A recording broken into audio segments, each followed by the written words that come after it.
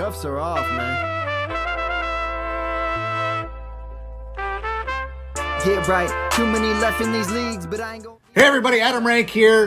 What's up everybody? It's Marcus Grant from NFL Network. This is AJ Dillon of the Green Bay Packers. I got to give a shout out to y'all at Get Right Fantasy. If you are not subscribed, what are you waiting for? You want to lose your league? Check out the Get Right Fantasy Network. You got to get right with the Get Right Fantasy Network. Best of luck with your podcast. Appreciate the support. And you're tuned in to watch my boys at Get Right Fantasy Network. Get you right. Enjoy the show. Marking often, but I tune in every Friday. Strategies provided, I will lock in every way. So go and roll your sleeves up, yeah, go and roll your sleeves up. And I'm getting down, cause I roll my sleeves up. And I'm getting right, cause I roll my sleeves. What up, world? Welcome back. I am Classic Mike, and this is the Get Right Fantasy Network. Ross is at his son's playoff football game tonight, but don't worry, he will be back soon. They are trying to finish up a undefeated season, so wish him luck tonight.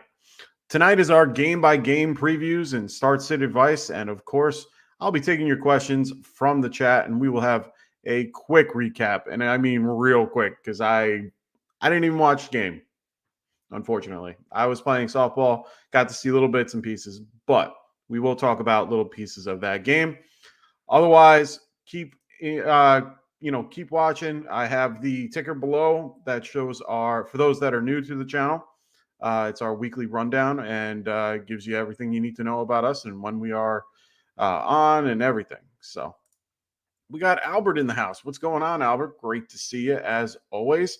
If you have any questions, throw them right in the chat. Also, make sure you guys check out the timestamps later on. We will have those for you. It will be in the description for when you watch this a little bit later. Also, make sure you guys hit that subscribe button. And if you're already subbed, make sure you guys hit that like button. Thank you for all those who have got us to exceed 1,000 subs. We are ecstatic. Thank you so much for all those who have contributed. Keep your eyes out for 1,000 subscriber giveaway video coming out soon. I know we keep saying it. It will happen. If you want a chance to win this customized ring right here from our guys over at TrophySmack.com. And if you just want to get a new ring, or you can get your own, you can make your own custom ones. You can get your own belt. You can get a trophy. You can get Kirk Cousins' chain if you really want. So make sure you guys take a look at TrophySmack.com. Use the promo code GETRIGHT, and they will help you out at checkout. So don't forget that. All right, let's get into it. So we're going to first start off by talking about Thursday Night Recap. Now, like I said, to be completely honest, I didn't watch all the game. I did watch bits and pieces. I know a little bit of all the highlights. We saw that Najee got a touchdown. We saw that Derrick Henry got a touchdown, had a decent game through the air as well. Will Levis, he looked good. He didn't look hard. I mean, he didn't look great, but he didn't look bad either. He's still slinging it. He's very good at throwing it right when people are right in his face. Throws a really good and accurate ball. Don't mind him moving forward. I hope they kind of pivot off of Ryan Tannehill. He makes the game a little bit more exciting. Unfortunately, Treylon Burks got hurt as well. We wish him well. From what I keep hearing from reports, he's doing a lot better. So I'm glad that he is up and running. He didn't have to go to the hospital, thank God. So he is good to go. Beyond that, Deontay Johnson finally gets a touchdown. Really excited about that. I am so happy. I've been talking this guy up all year and just can't. I'm just so happy he got a touchdown this year. So he got one of the touchdowns as well. The rest of the game was mostly, field goals, little bits and pieces. George Pickens kind of took a really big back seat. Only had one catch for -2 yards. That was kind of a big deal. Everyone else kind of did what you might have expected. They didn't put up the same numbers that they did the other week, but for the Titans, same old Derrick Henry. DeAndre Hopkins did mediocre. And Tajay Spears did okay. He didn't do great. But overall, it was a good game. Steelers won 20-16. And yeah, that's all that really happened. Like I tell everybody, make sure you guys throw your comments in the live chat, and I will get to them as soon as possible. I will read them usually. If there's questions, I will usually get to them by the end of the game breakdown, just so that it's a little bit easier for when we are going through and time stamping for these for people that come back and watch it later. But if your question involves a game I'm talking about, I'll try to throw it in while we have the extra second. Teams on a bye this week. We had San Francisco 49ers, the Detroit Lions, Jacksonville Jaguars, Denver Broncos, all are on a bye this week. So this is actually a pretty decent one. The next 2 weeks we have four teams on a bye, and then all of a sudden in week 13 we have 5. There's also a week 12 where no one has a bye, which is very strange. So week 8 and week 12, no one's on a bye. Whatever. Anyway, so first we're going to kick off everything and go to our first game of the week, which is the Dolphins and the Chiefs. They're going to be playing in Germany at 9:30 in the morning, 9:30 Eastern. That is early 6 o'clock for those on the West Coast. We got Dolphins, who are 6-2, going against the Chiefs, who are also 6-2. Chiefs are favored by 2, and the over-under is 50.5. This is a great game to have out in Germany. Can't get any better than these two teams. You're going to load up everybody. There's really no point in not loading up somebody from this matchup. 50-point over-under. Raheem Mostert, he's listed as questionable. He will play. They did get bits and pieces of their line back as well. Connor Williams will be back, their center. But other than that, everyone else is pretty healthy on the Chiefs. They're only losing Clyde Edwards-Helaire. Nothing crazy for them. You weren't playing him anyway. You can still load up Isaiah Pacheco. You can load up Mahomes, of course. I think the wide receiver, well, Kelsey as well. I think the wide receiver for the Chiefs right now, it's clear. It's Rashid Rice. He is the best player the best wide receiver to play out of those out of those guys. And he is the most consistent. So stick with that. Tyreek Hill, Tua, Waddle, go for it. Raheem Mostert, I think you can play. In break glass situations and deeper leagues, you could probably play Jeff Wilson. But for now, Raheem Mostert should do just fine. But that is really all that really, that game is pretty simple. Just play them all. Play your studs. Don't think too much about it. So we got a question in the chat, and it's T again. What's going on, man? How you doing? T's, I'm going to butcher your name. It's Trent, if I remember. So he goes, hello, QB is Dak and Kyler. Running backs are Kyron, Breece Hall, JT, Javonte, Stevenson. Wide receivers are CeeDee Lamb, Cooper Kupp, Marquise Brown. I traded Kyron, Kyler, and Hollywood for Ahmad. How'd I do? I don't hate it. I actually don't mind that at all. You got a really good wide receiver upgrade. You have basically 3 of the best wide receivers, and you have a solid running back core. You don't have to worry about Kyler. I'll be surprised if he comes back next week. He ain't playing this week. But yeah, and you say that you have Chuba or Stevenson this week. Oh, so you're going to ask also Chuba or Stevenson. That's a great question. Let me see. Let me pull up some of my stuff just so that I can have it available to you. I want to give you the right things. So we got Stevenson going against Washington, and we have Chuba Hubbard going against Indy. Right now, the best bet for you would be, let me see. So Indy is ranked 17th best against the running back, and Washington is 15th. So they're pretty comparable when it comes to defenses against the run.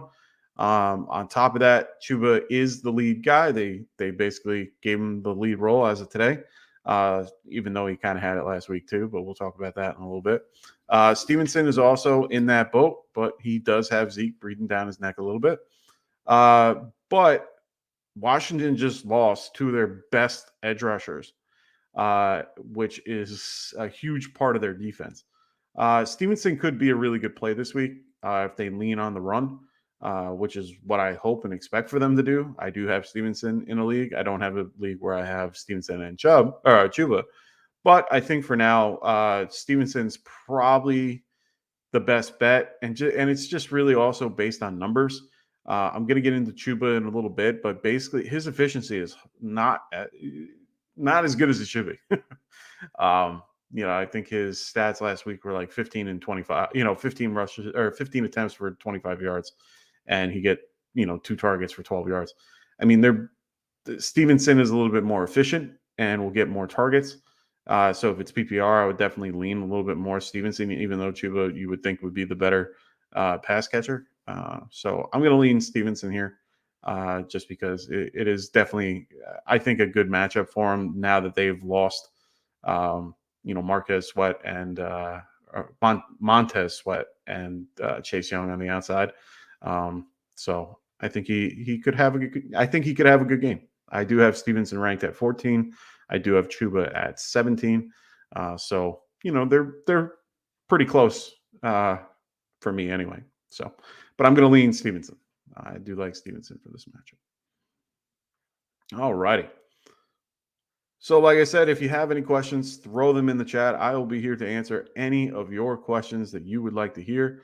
If anything, go back and we will have the timestamps for each of the games.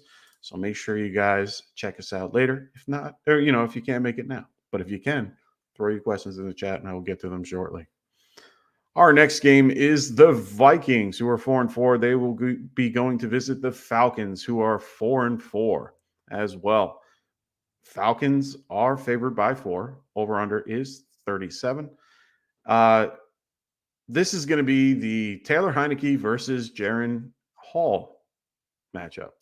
Never thought I was going to say that in this particular year, but things are always changing. Drake London for the Falcons is ruled out. Next up will be either Van Jefferson or Mac Hollins. I think Mac Hollins might have a little bit of an edge on Van Jefferson, just because, one, he's a little bit more towards what you would think is a possession receiver. Van Jefferson is more of a inline guy. They're not going to pass. I mean, they don't normally pass that much anyway. But Matt Collins, Kyle Pitts, like those two guys should have a decent day. Jonnu Smith should have a decent day. But like I said, it will be Tyler Heineke behind center for the Falcons. For the Vikings, they're going to have Jared Hall. Like I said before, he will be the starting quarterback. They traded for Joshua Dobbs before the trade deadline, but he will be in a backup capacity at this point.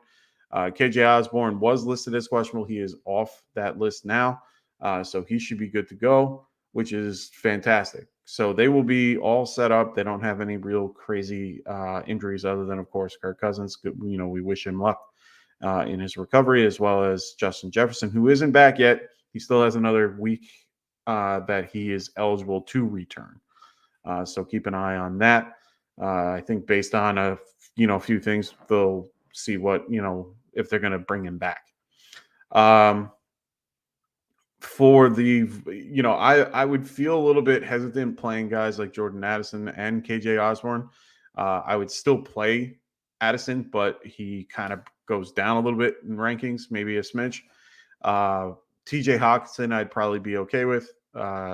Alexander Madison, I don't want to play.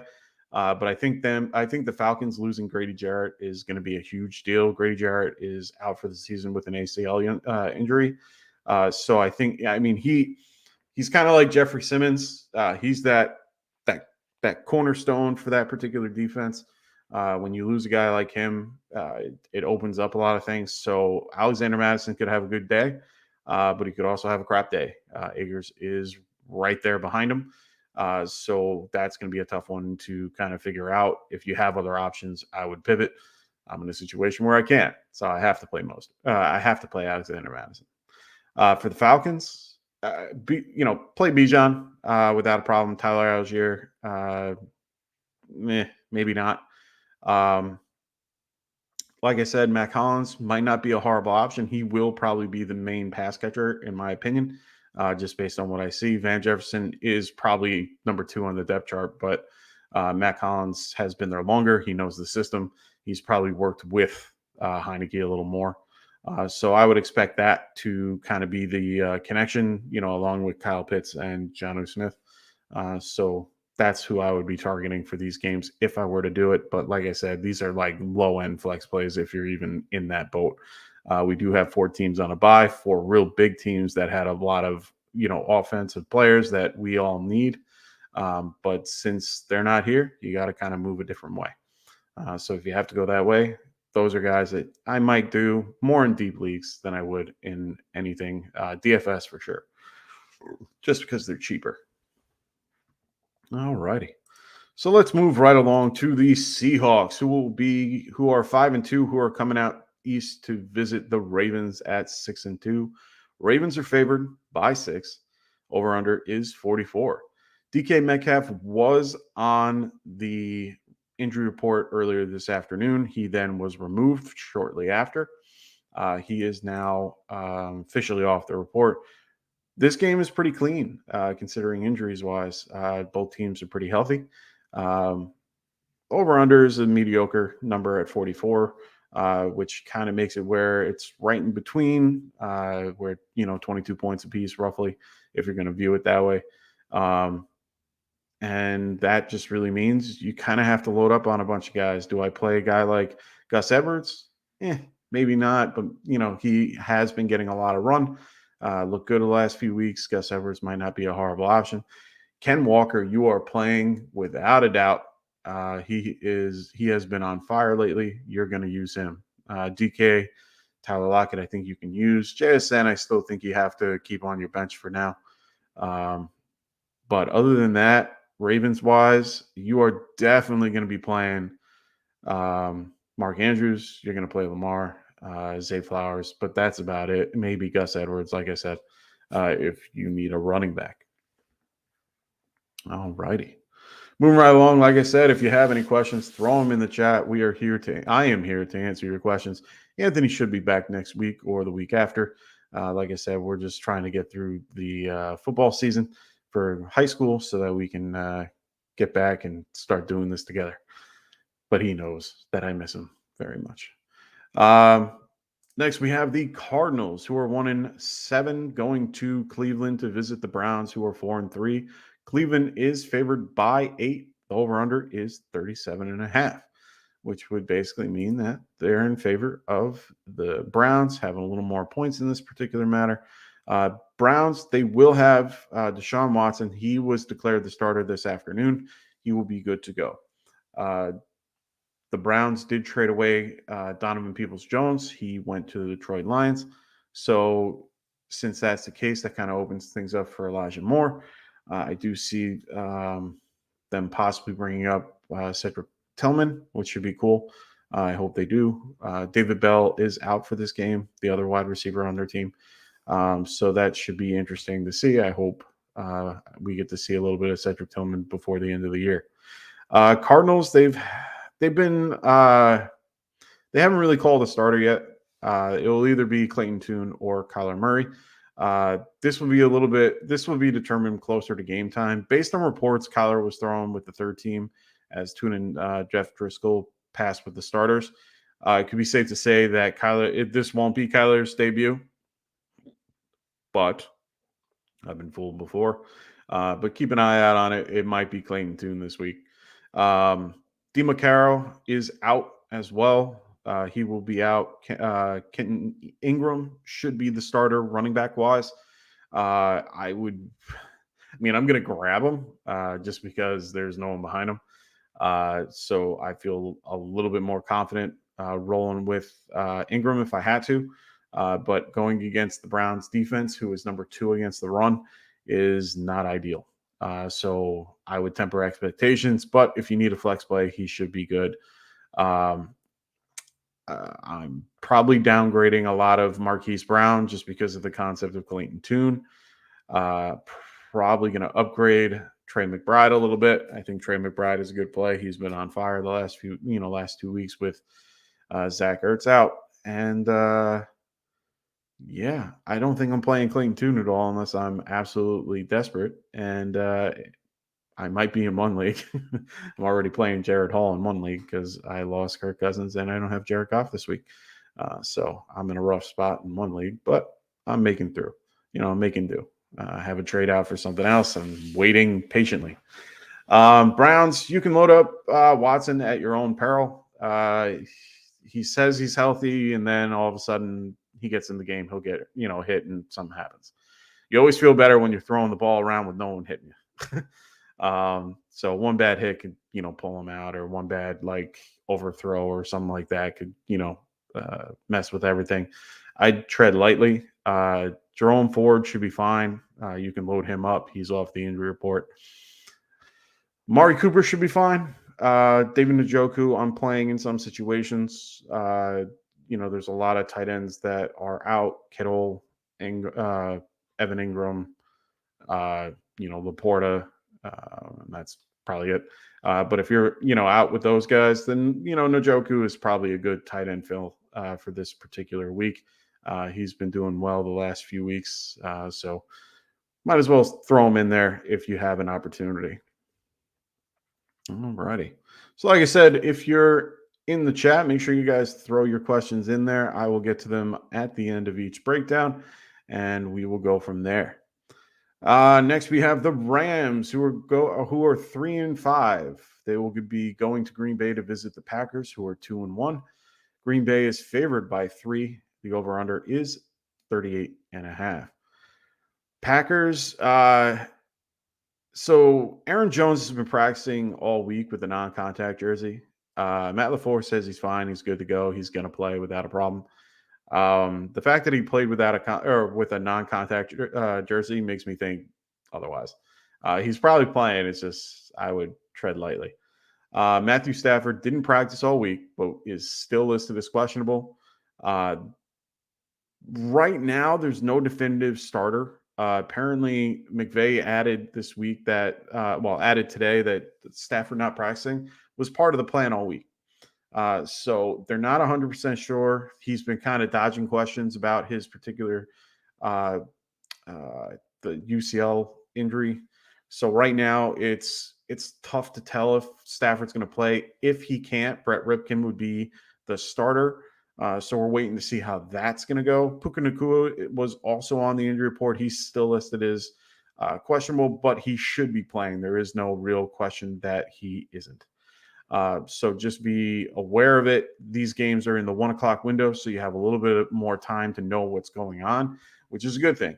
So if you have Stafford, you can, pretty much pivot if you have no other choice, which is great.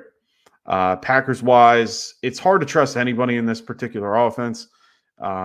Jordan Love hasn't been what we thought he was. First 2 games, he looked a lot better than he does now.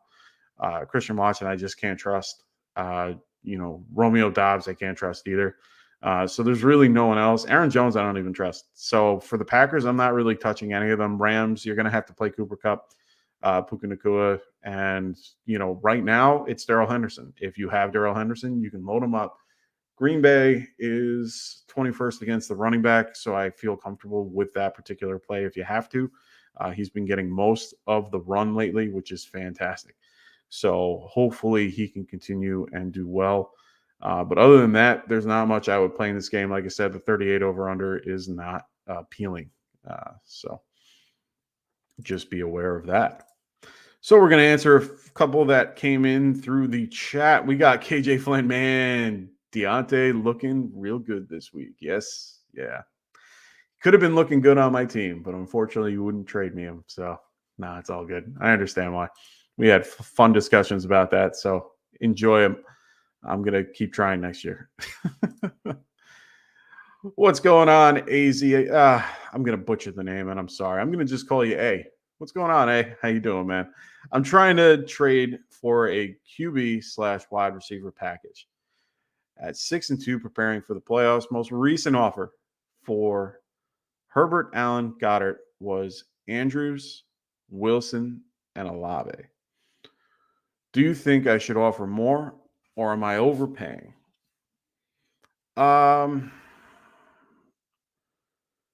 Whew, let me see. So you're trying to trade for a wide receiver QB combo, and you're looking to get Herbert, Allen, and Goddard, and you're looking to trade away Andrews, Wilson, and Olave. Now, my only question for this is this a dynasty league? If it's a dynasty league, I might be a little bit more hesitant. If this is redraft, hit this, just smash the accept button as soon as you possibly can. Just saying, I would hit the oh, this is redraft. Yeah, go ahead. If you're looking to upgrade a quarterback, go to Herbert and Allen with Goddard. I'm okay with that. And if you're looking to get rid of Andrews, Wilson, and Olave, as long as you have good receiver options, I think that works in your favor. I'm all for going for that kind of stack. You don't really need the stack, but I do think that that's a good combo if that's what you're doing. I don't think you're overpaying. I think you're overpaying by a smidge, but I think it's worth it. It's one of those things where you kind of need to overpay for them to be okay with it, if that makes any sense. I've made trades in the past where it's like I know I'm giving up a lot to get this person. Sometimes it's worth it. And in this case, I think it is. Andrews, yes, he's very talented tight end, of course. Wilson is Garrett Wilson. He's attached to Zach Wilson, unfortunately. Chris Olave is attached to Derek Carr. He's targeted. So you made that trade and it got turned down, which is why I'm asking if I should offer more. Ooh, no, you can't. I'm not going to tell you to offer more. I think you offer more than enough. I'm very surprised that got turned down, to be fair. I think you did very well with who you assessed. Maybe you might. I don't know the structure of both teams. If I knew, if I know a little bit more about both teams, it makes it a little bit easier for me. Definitely come back on our show on Wednesday. Rasta is one of the best when it comes to trades. He can walk you through a lot of these different things, but personally, from what I see here, you offered plenty. He didn't want it. That's his loss. So just aim for another team. Find another grouping that you like and see if someone's willing to take those particular players. You can put them all on the block, just, send out a group text or, whatever you guys have and say, these guys are on the block looking to make a trade, and see if people are willing to dance. So it goes, gotcha. I'm hoping for a down week for the Chargers offense against the Jets, so his value for Herbert goes down. No, it makes sense, and it's based on like a lot of different factors too. A lot of people tend to be a little bit higher on people that they've, that have helped them in the past, and or helped them in the past. There's a lot of different factors. Unfortunately, redraft is a little bit easier to kind of understand. If this was a dynasty question, I'd tell you no. I would tell you stick with what you got and, just deal with it. But redraft, definitely give it a try. See if you can find somebody else that might be willing to. It's their loss if they don't want it, and let somebody else try. But you're 6-2, so you're doing great. What's going on, Josh? He says, I just made this trade with in a 20-team PPR. Whew. Traded away Rondell Moore and Jacoby Myers for DJ Moore. Okay. My roster is Lamar, JT, Aaron Jones, Tyreek Hill, Christian Kirk, Kittle, and Jacoby Myers. Good trade. Wait. I'm a little confused because you traded away Rondell Moore and Jacoby. So did you mean instead of Jacoby Myers, DJ Moore? If it is DJ Moore, either way, this team looks looks good. I think you need more help on running back than you do on wide receiver at this point, just because Aaron Jones is a middling Yeah, I was going to say, you got DJ Moore out of that trade. You got rid of Jacoby Myers. So, yeah, I don't hate it. I think it's good good trade for you. Now with everything going on, we'll get to the Raiders later. But I do think that you could possibly upgrade your running backs. Okay, cool. But I would try to upgrade your running back scenario. Like I said, Aaron Jones is the one in this that I would be a little bit that's a little bit questionable for me. But that's just how I feel about it. I'm not a big Aaron Jones fan from the beginning. So I would definitely try to find a way to remedy that if you can. But the hard part is trading away Aaron Jones. You would have to probably, do Aaron Jones and Christian Kirk for something, and you don't really want to do that either. That would kind of it would limit your options and take away a lot of your depth. So I would not do that. But try to find a way to get another running back because Aaron Jones isn't going to win you anything. But it is a 20-team league, so I think your options are limited. But give it a shot. There's 20 people in there that could, maybe one of them is willing to do it.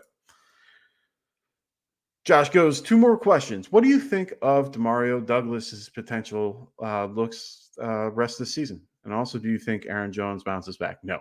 I do not think Aaron Jones bounces back. I'm not a big fan of Aaron Jones in any shape, way, or form. He has been middling at best.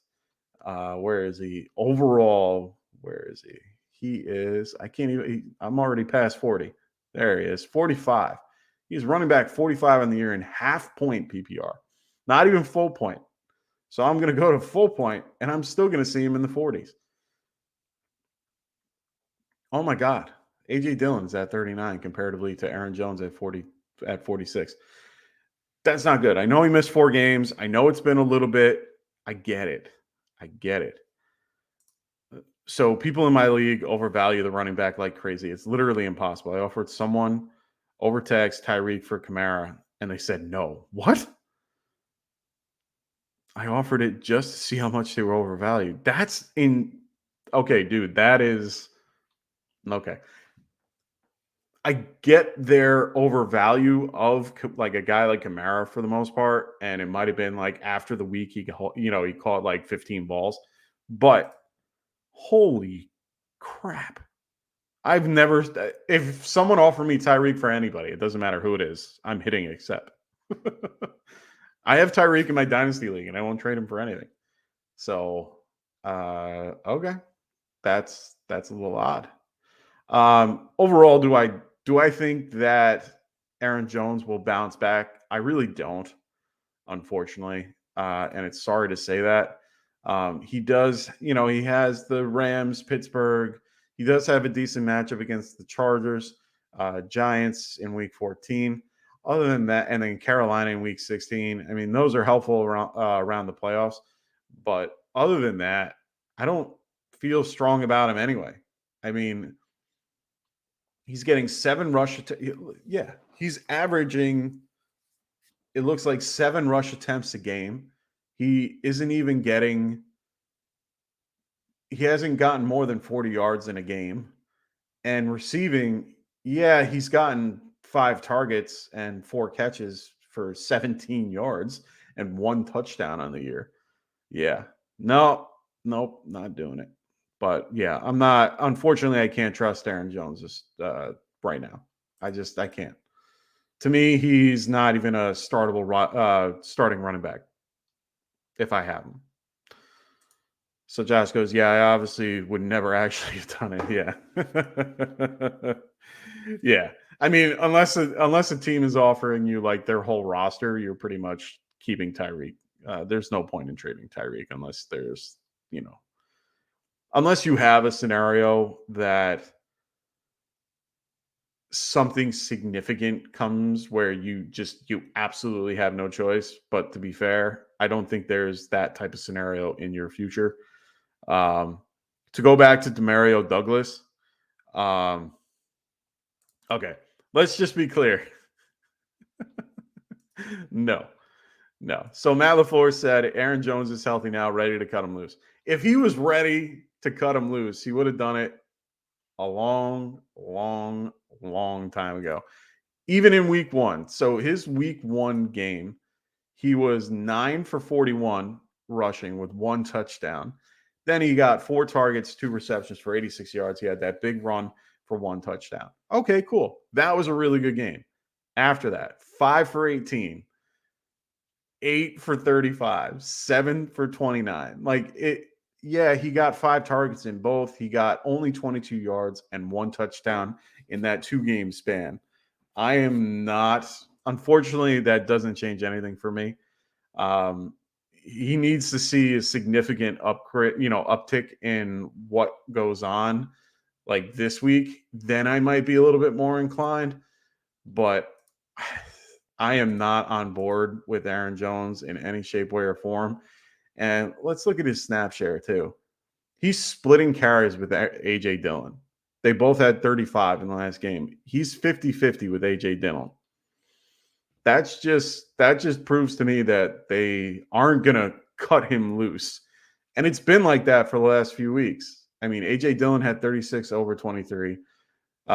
Dillon had more the week 4, 5, 6. And then even in the game that Aaron Jones did okay, it was 29 for A.J. Dillon over Aaron Jones. They're running him out. I'm just letting you know, he ain't going to be there long. So Aaron Jones, no, he's a bench guy at best. So just be aware. 2 boys and their scary pops. What's going on, man? Glad to have you here. If you guys are new to the channel, please make sure you guys subscribe and like the video. We got Davante Adams. What do I do with him? Week 15 is playoffs and Raiders versus Chargers. Hey, man, I think you have to keep him. I think a lot of the thing, and now, like I said, we're going to get to the Raiders in a little bit, and I'm going to dive in a little bit more. But thanks, man. I appreciate it. Make sure you hit the like button. That helps us. Helps the channel a lot. So Davante Adams is a big part of what they did and the reason why everything happened. And I'm reading into it a little bit, but if you really look at how things are going, there was so much talk about with the Raiders and everything going on in the particular locker room. Josh McDaniels just, being really just like all these different things. They got rid of their general manager, head coach, and OC in a matter of a day. And then took their interim head coach, who was a former inside linebacker for the Giants, as their head coach. I have a feeling, and Adams even said, I can't wait. I can't wait. They put in Aiden O'Connell as their starter, who had good games with Adams. Right now, you hold, you play, and you move forward. I understand it's a new regime and people are there and we don't know how people are going to react and blah, blah, blah, blah, blah. It can only be better than what we've seen so far. And it can only help their scenario. I don't think it can hurt anything. So, especially after last week, I know a lot of people panicked, but I don't think you should be worried about that at all. What's going on? Cal Sam TV, what's going on? Thank you for joining. If you haven't subscribed, please make sure that you subscribe and like the show. Really appreciate it. Hope everyone is doing well tonight on this wonderful, wonderful week 9 Friday night. Also remember, it's Bro Cal. What's going on, Bro Cal? I'll get to your question. Don't worry. I'm going to get to Salvatore Franco. What's going on, man? Also, don't forget, turn your clocks back on Sunday. Yeah. Your computer and phone will do it for you. Just make sure you change the oven clock or you're going to get really messed up in the head. Anyway, so Salvatore Franco goes start Cup this week or go Nico Collins or Pittman. Okay. You got to start Cup. I'm not going to be the one to tell you to sit him. I'm not. Will he probably underperform? Yeah. But it's one of those things where if you start a guy like Nico Collins and he poops the bed and then you have Cup go off, you're gonna be mad at yourself. Pittman would be a okay option. Pittman, crazily enough, has been doing real well lately. Very sneakily, he's top. I think he's like top 5 in targets or something like that. He's been absolutely on fire lately. I also was looking at red zone stats before I got on, and let me just double check to make sure I have the right numbers here. It was inside the 10 or inside the 5. No, I saw another stat with him. He had some crazy stat where he has just been efficiently crazy. But I'm not going to take one of those two and play them over Cup. It's just not happening. So for me, it's going to be Cup. If you're going to pick somebody else, if you're not comfortable with it, it would probably be Pittman and the Nico. And that's coming from probably the Nico Collins fan club supporter. Like, I'm the founder of the Nico Collins fan club. So just be aware of that. So two boys and their scary pops. He goes, I have been offered Nico Collins and Isaiah Pacheco for Breece Hall, sitting at 8-0 in league PPR. No, do not do that. I get what you're getting. I don't know what you have. So it's one of those things where just off face value, I don't like it. The only way I would like it is if your wide receivers are nasty and you need help at running back. Like, if you really need a lot of help at running back, then I would do it. But yeah, I think you're good the way you are. No point in changing what you got. Nico's great. Pacheco's great. Give you good numbers, solid numbers. Breece Hall has been doing well. Can't argue that. But yeah, I'm not doing that yet. So this is BroCal. And BroCal goes non-PPR, everybody's fave. Pick 2 for the flex. We got Madison, Foreman, Godwin, Devontae Smith. Ew. The answer is ew. Oh, let's hold on. I'll get back to you, BroCal, I promise.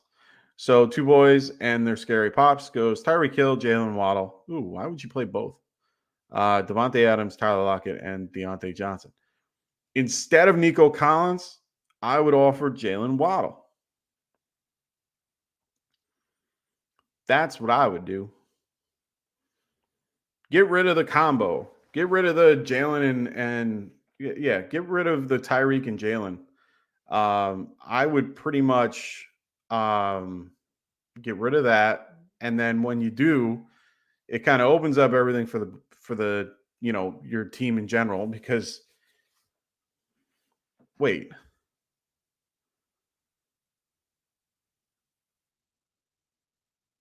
Oh, you have Breece Hall. My bad. Hey man, it's late over here on the East Coast. I've had a few beers. Give me a break. All right. So now that I know that, okay. So if you're going for Breece Hall and you have all that,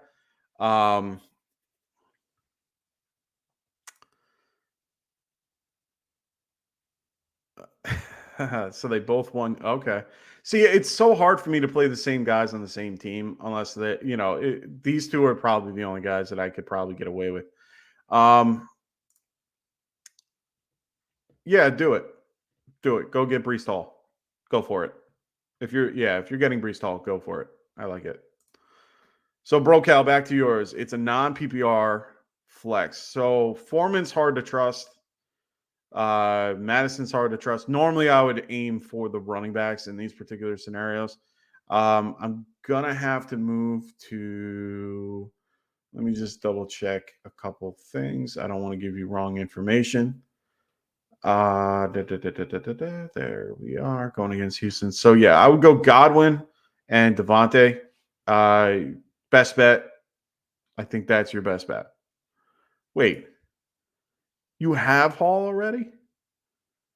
Hold on. You said I've been offered Nico Collins and Isaiah Pacheco for Breece Hall. Did you? Oh, so you took that. I'm very confused, two boys. I'm sorry. I'm very invested, but I'm very confused. Or are you just telling me that are you just flexing your team? If you're flexing your team, flex, bro. You got a good team. I'll give you those props. It's a very good team. Brocal, stick with Godwin and Devontae Smith. Those are your best bets. Foreman has been losing a little bit to Johnson. Madison might do okay just because of the concept that he's I think I just talked about it 2 seconds ago with his particular matchup. Hold on, let me. Oh, they're facing the Patriots. Yeah, I'm still gonna go Godwin and Devontae Smith. So. Oh, okay. My bad. So they are giving you Nico Collins and Pacheco for Hall. Who are your running backs? That's my question. If you have Brees Hall and nobody, I wouldn't do it. If you have Brees Hall and somebody else, that would be a different story. So you're getting Nico Collins and Pacheco. Okay. So yeah, like I said, who are your running backs? That's the better question. We already made it clear that you have a stacked wide receiver group. So yeah. So Brocal goes, yeah, it's me. I finally let my son completely take over my account. Nice. So he goes Brees Hall, Jonathan Taylor, and Khalil Herbert. Ooh.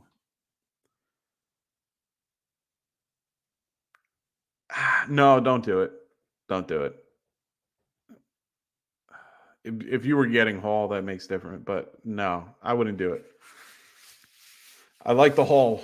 I like the Hall side. You get Hall and Jonathan Taylor. Jonathan Taylor's coming back. Herbert will be back. Would you rather? And then you're going to be running Jonathan Taylor. Yeah, no. Oh, Foreman and Chuba. No, don't do it. I think you're doing good the way you are. You're 8-0. Just take what you're given. I think you're doing fine. Don't worry about that. Oh, so we got Cadillac in the house. What's going on, Cadillac? Glad to see you here. Hope you're still watching. He goes, should I sell Gibbs? If you can, yeah, but I hope you get something good back. I hope, and you would have to sell it to someone that's reluctant to know that Monty, when he comes back, will probably get most of the touch, or he'll just be a little bit more involved than he used to be. So for that, honestly, you can try to sell Gibbs, but I would sell high and see what you can get. Yeah, why not? I'm not against selling people. Always try to sell somebody. EK Price, what's going on, brother? Glad to have you back. He goes, looking to pick up one of these running backs to cover for ETN. Ingram or Singletary? Singletary. Both have bad matchups. Singletary has no one behind him other than, I think, Dair. I can't even pronounce his last name. So, yeah. Or should I play Miles Sanders? Do not play Miles Sanders. He is taking a backseat to Chuba Hubbard. They got, that's what they were told today. So, Worm, what's going on, Worm? How you doing, brother? Glad to have you here. Hey, it's Trent. What's going on, Trent? How you doing, man? Good. Glad to have you guys back this week. Thank you for joining. Two boys and their scary pops goes, I traded Cook for Brees Hall. Nice. Good for you. That was a good trade to get him. So, yet the, I'm going to butcher the name. I'm going to call you Yeti. It's just easier for me. So, Yeti, if Murray doesn't play, what players do you think would be some good waiver wire QBs for this week? So, that's a tough question. That's a loaded question. If he doesn't play this week, I don't think he does. I think, did we do the Cardinals game? Or is that, did I already do that? Yeah, I did the Cardinals game already. Honestly, I don't think he plays. I think Clayton Tune plays this week. I think Kyler will be in next week. But QBs to look for moving forward, it's hard to tell, man. I mean, we've seen so many changes this week in general. Definitely not Pickett. There's been just so many changes. I would just keep an eye on your waiver wires and just keep an eye, try to grab a guy prior to the week. But overall, I don't know, man. Oh, I'm sorry, Ray. I am so sorry. We got Ray here going, Mike. Pacheco or Ford? You got to go Pacheco. Pacheco for sure. I'm going Pacheco. So, yeah, Deshaun is playing this week, so he is back already. He is starting this week, so no PJ Walker. I mean, PJ Walker is not a horrible guy to hold on to if you're in a situation with Watson. So if you have Watson, pick up PJ Walker. But I mean, who are QBs to pick now ahead of time? That's a tough one, man. I can't. Unfortunately, I don't have the crystal ball. I wish I did. And I'd be telling you who to go with. But for now, I mean, Joshua Dobbs, someone might have dropped him. He'd be a good guy to get. He should be good to go in a couple weeks. Clean tune, no. Giants, nobody, because right now it's Daniel Jones. He'll play. DeVito's not worth picking up, even if he was. Aiden O'Connell is somebody I would definitely look into. Daniel Jones is available, why not? But if you're looking for just this week because Goff's on a bye and Daniel Jones is available, I'm good with that. I don't think it's a great idea, but he's the best option that you're going to have out of a lot of guys that you have. At least he's a starting quarterback in the NFL that's getting paid a decent amount of money. So, yeah, you're in a bad spot, but I think that he could be it. Stroud would be a guy if he's there, but I don't think he's there. But, yeah, that's my whole thing. Daniel Jones is at least a starter, and if he's available, take him. Yeah, why not? He could do well this week. And then you got one of the better QBs moving forward. So, Ray goes Downs or Gabe Davis. Ooh, that's a good one. I'm going to go Josh Downs, though. Josh Downs has been pretty good the last few weeks. He is hurt, but he should be fine. But, yeah, Josh Downs. Dustin Poole, what's going on? Dustin, glad to have you here. He goes full PPR. I need one flex. Okay. Rice, Pop Douglas, Singletary, or Myers. My gut reaction is Rice. If it wasn't this week, I would say it would be Myers, but we are not in this week. Okay, I'll give you a couple stats to kind of help you out. Right now, he leads all wide receivers, Jacoby Myers. He leads all wide receivers in receptions within 10 yards for the red zone. He has 4 TDs in that particular area. He's tied with Romeo Doubs. That's a really good, and I put it all the way back to the 15. He's still the lead. And then I put it to the 5 and he kind of dwindles away. And, between 10 and 15 yards, he is the guy to go to. So he is one guy that I really do like a lot. But I think Rashid Rice is a little bit more consistent. And yes, that is one reason why, because he is just that bad. But it's going to be Aiden O'Connell, so we won't have to worry about that. So I'm going to go with Rashid Rice. He's just the more consistent guy and definitely the higher ranked guy. So I feel a little bit more confident with him. So EK Price goes, coming back to this question every week, but start Rashid Rice or Nico Collins. Okay, well, I just said Rashid Rice is I think Rashid Rice is a solid play. He's a very consistent player recently. He's getting a lot more involved in that offense. That's one of the better offenses in the league. He is one of the clear starter, like the head of the wide receiver group. He's more efficient than anybody. For me, I feel a little bit more comfortable with Nico, just because I know what Nico is. Nico Collins going against the Bucks, I feel a lot more confident. We're actually going to go into that game real quick. But I feel a little bit more confident with Nico Collins.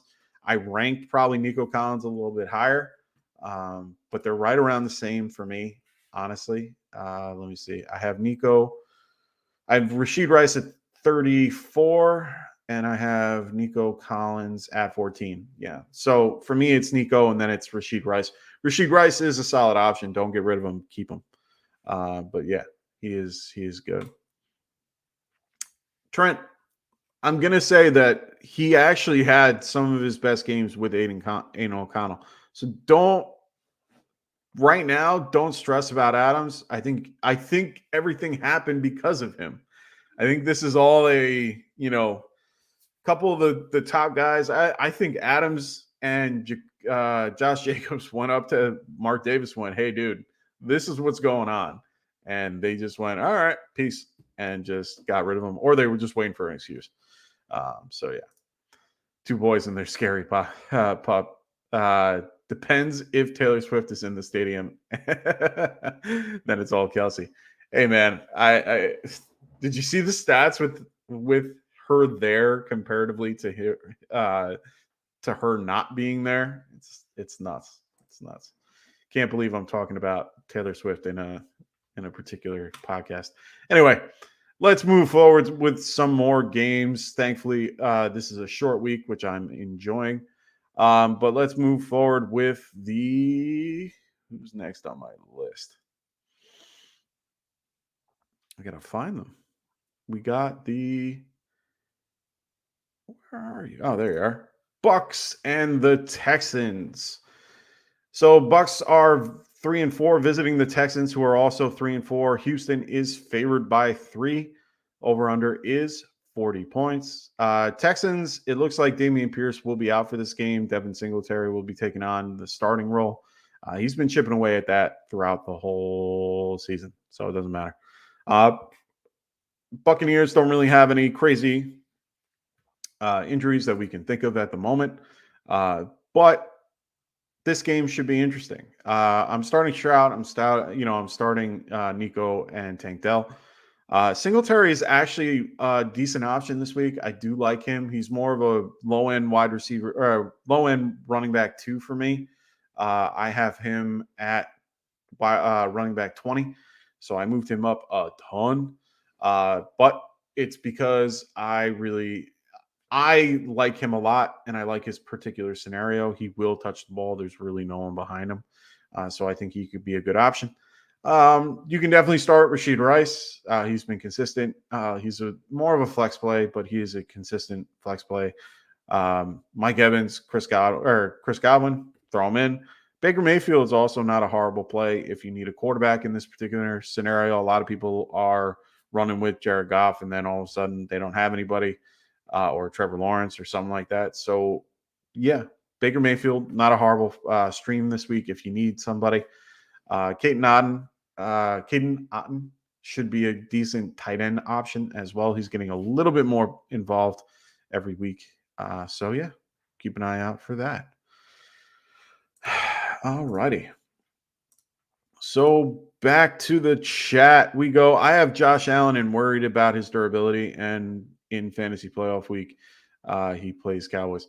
Yeah, we'll talk about it in a little bit, but yeah, I think he's going to consistently have that problem. He's always been a strong arm thrower, and anytime you throw the ball that hard, it's going to hurt.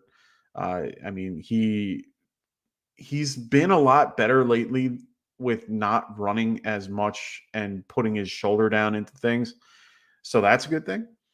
But he is just, it's going to stick with him for a little bit. He's starting to turn, unfortunately, and I hate saying it because I love Josh Allen. He's slowly turning into that Cam Newton area where, injuries are going to start plaguing him a little bit too much. They're both kind of the same build and stuff. So I would just, it's one of those. It's tough, but got to roll with him. He's the top option, man. He's the beast. Trent goes, I'm feeling Singletary this week. I thought it was just me. No. I grabbed Singletary in every league I could. Every league I could that was available, boom, Singletary, my team. And I had Dameon Pierce for a lot of the leagues. So I knew last 2 days he hasn't been practicing. Boom. And you know how I knew that? I was in my private sleeper group, all in the description. Make sure you guys are joining that private sleeper channel for us over at Get Right. I post injury news all week long. I get it to you before most of the things come out on Sleeper where you see, Dameon Pierce out for the day. I get those alerts sometimes faster than Sleeper. Check it out. It's fun. There are days that I miss. I'm sorry. Life goes on. I do have a life. So I don't always get to it. But in most scenarios, like tomorrow I'm going to be taking care of my lawn all day. I don't have the time to do all that. But I will do my best to update it as soon as I possibly can. But all I will say is check out the Sleeper app, or our Sleeper community. We have a bunch of people that are involved and constantly will help you out with all these questions. I want you here, of course. But if you ever have a question that you're unsure of, they will answer it. There's so many people in that chat that have good, solid opinions. We have a really great community. So make sure you guys check it out. So EK Price goes back to having ETN out. I just got an offer where I trade away Khalil Herbert for Alexander Madison and Henderson. I don't hate that, but I don't think it's worth it. You're getting a short, Khalil Herbert will be back in probably about a week and a half. So not this weekend, the week after. Madison has been underwhelming.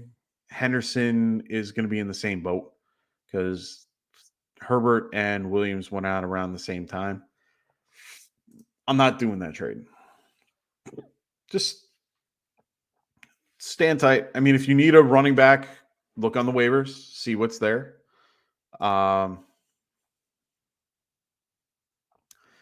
Yeah, but I think you're giving away a little too much because Herbert might just get the backfield back. Johnson hasn't shown anything to prove that he can take it. Herbert was the dude. Yeah, I'm not doing that. Alexander Madison just doesn't look right comparatively. He's not looking the way that I thought he would look. I thought Alexander Madison was going to be a steal this year. Unfortunately, I was wrong. But even Henderson, yeah, he looks okay, but it's short term. So for me, I'm playing the long game here, and I'd rather have Khalil Herbert. I'd rather find a waiver wire option that I can fill in with. That's just me, though. I'd rather have that. It just, yeah. I can't go with that trade to make me feel better for a week. No.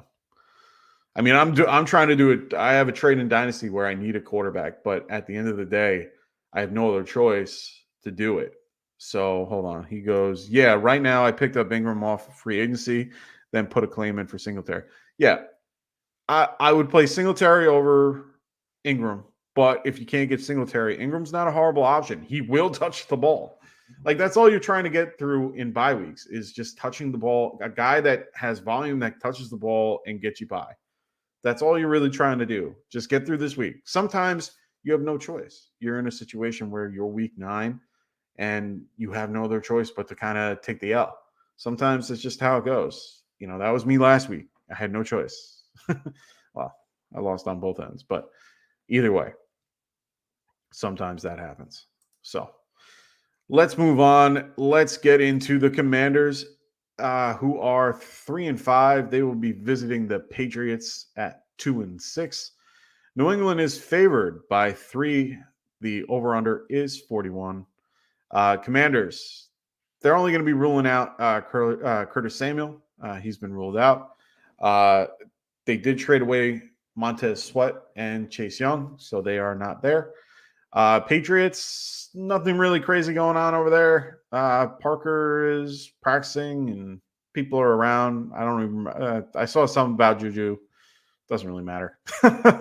I don't particularly care. The only people I'm going to tell you to play in this is Ramondre Stevenson, maybe Mario Douglas in deeper leagues, but otherwise, not much going on. Hunter Henry kind of fell off. Mike Gesicki too, which is a shame. I thought Gesicki had a chance to do well. Mac Jones, I'm not playing. There's just no, unless he's week 1 Mac Jones, which I don't see.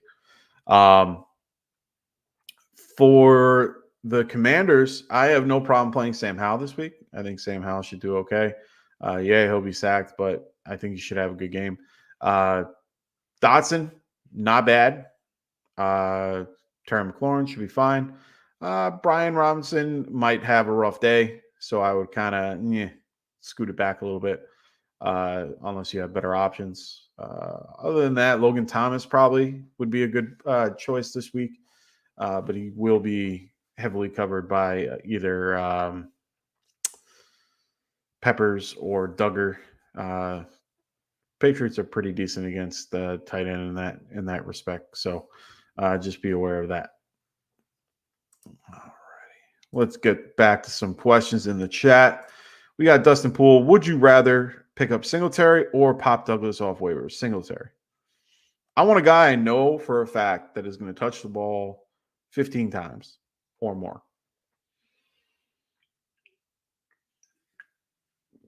If I know that he's touching the ball 15 times, and even if he gets 50 yards, it's still better than the 3 catches for 40 or whatever it's going to be. Like, I feel a lot more comfortable with Singletary. He's involved in the passing game as well. They're going to use him. He's been used. His snap share has only gone up as of late when it comes to him and Damian Pierce. So for me, I like Singletary. I just,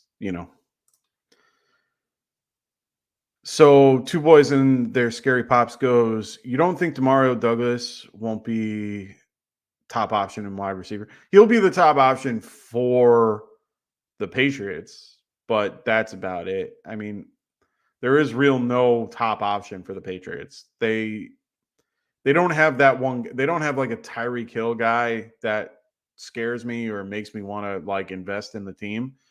You can invest in Devontae Parker 1 week, he'll screw you. You can invest in Juju 1 week, he'll screw you too. Then you put a lot of money into Kendrick Bourne, he tears his ACL. Like there's no consistency with this team when it comes to passing the ball. And that's where I kind of bow out. They run it's a Bill Belichick offense. Run the ball, play defense. That's what they do. That's why Stevenson is I thought Stevenson was going to be a steal this year before they got Zeke. That's why Zeke is even involved more than what we've seen. So, see, but there's a difference, though. They don't have a Randy Moss player. So Trent goes, only time Patriots ever had a top option was Randy Moss. Completely agree. It's just you're never going to have – they don't have that. So right now they're basically playing with retreads that aren't even worth – they're not even starters on a different team. They're basically – they are, but they're like the wide receiver 3 in 3 wide receiver sets, and they would only play in 3 wide. So Two Boys and the Scary Pops. He goes, Tyler Lockett, Chuba Hubbard, or Demario Douglas in the flex. That's actually a better question. What's up, Ron? How you doing, man? So he goes Lockett, Hubbard, or Douglas. So for me, it's Lockett or Hubbard. If it's full PPR, I'm going to go Lockett. If it's half PPR, I'd probably aim Chuba. But Chuba doesn't really scare. Chuba is they're facing who are they facing again? Chuba's facing Indy. Indy's actually 17th against the running back. It's full PP. Yeah, no, I'm going to go Tyler Lockett for me. they still sling it around. They're facing Baltimore. They're going to have to pass it a little more. Game script wise, it feels like that. The Colts game, Colts are favored, so they're going to be in negative game script. I'd rather go with, the Seahawks, who are, where are they at? Did we already talk about the Seahawks? Yeah, we already talked about the Seahawks. Seahawks are are underdogs by 5, or sorry, by 6. So I'd rather have Tyler Lockett. They're going to have to throw a little bit. So I'm going to go Tyler Lockett here. So keep those questions coming. Keep throwing them in the chat. I'm going to just keep rolling right along. We got the next game, which is boring in its own right. Bears at the Saints. We got the Bears, who are 2-6, going to the Saints at 4-4. New Orleans is favored by 8.5. Over/under is 41. No real injuries to really talk about. Everyone's going to play that you're looking to play. I think for the Bears, Roschon Johnson's probably the best bet, just because he'll be a little bit more used in the passing game, just because of the negative game script, for the fact that they have New Orleans as 8.5. You're definitely playing Kamara.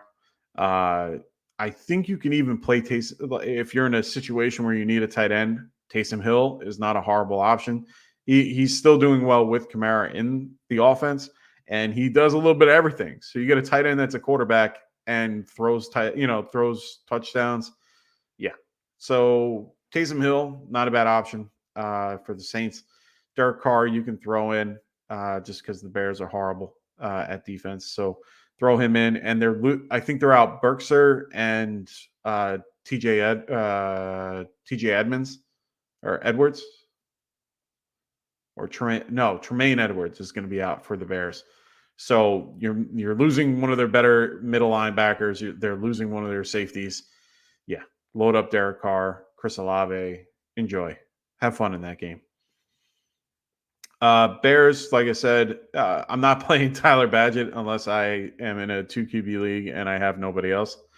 All my QBs are on a bye or something like that. Unless I have Trevor Lawrence and Brock Purdy, I'm pretty much playing. That's when I'd play him. But other than that, I'm not playing him. I think he looks good. I think I'm probably one of the rare few that think thinks he can be something later on, but he definitely looks better than I thought he would. DJ Moore, you can load up just because you're going to be in situations where you probably have no other choice. But I would play other options and have him on the bench if you can. I have him in one league. I'm benching him this week. But yeah, if I have the option, I'm going to do it. All right. Moving to the 4:00 games, we got the Colts, who are 3-5, going to Carolina, who is 1-6. We've talked a lot about these guys, but we have Indy, who is favored by 2.5 points. Over/under is 43.5. So Panthers, they're pretty healthy. DJ Chark will be a game time decision. He's the only one that we have to worry about. For the Colts, it's more for IDP people. He's basically the leading IDP scorer is Zaire Franklin. He is a game time decision. Be aware of that. That is not a good thing for a 4:00 game. Hopefully you have some type of backup. In my league, we only have one IDP flex spot. So you've got to make sure you have that, have some type of help. Otherwise, if he's out, you're screwed, and then you got to pick from a smaller group of guys. And then their tight end, Granson, he's cleared for from concussion protocol. He should be good to go. Just to know for the Panthers named Chuba Hubbard as the starter, but indicated that it's still going to be a committee approach. Last week, they didn't say this, but Hubbard had command of the offense. He was 45 of 67 snaps to Miles Sanders, who was 12 out of 67. It only resulted in 15 attempts for 28 yards rushing and 2 receptions on 2 targets for 28 yards versus the Texans. That's why I'm saying Chuba is a good option, but if he fails, he's got somebody behind him to kind of, get involved. I don't know if I want to be involved with that. I would have no problem holding them on your bench just so that you have them. But if you have no other choice, because of bye weeks this week, Hubbard isn't a horrible option going against the Panthers, against the Colts. But the 15 attempts for 28 yards is a middling, like 1 yard per carry. Like no, or 2 yards per carry. So no, I'm good. Colts, I think at this point you can flex out Zach Moss. I think Zach Moss is a wonderful option lately. So for me, yeah, Zach Moss, you can play with JT, Michael Pittman. You can play Gardner Minshew in 2 QB leagues.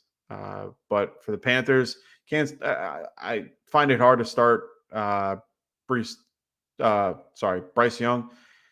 Adam Thielen, you start until the wheels fall off. The guy's freaking crazy, doing great. So, yeah, that's what I have to say about that. So, let's get into the comments. We got questions rolling through. We got 2 boys, and they're scary. Pops, he goes, Patriots, Giants, Seahawks, Chiefs. And we want a DST. This is a good one. Patriots are the one that stick out to me. Giants are the other one. Those are the 2 teams I'd probably be focused on.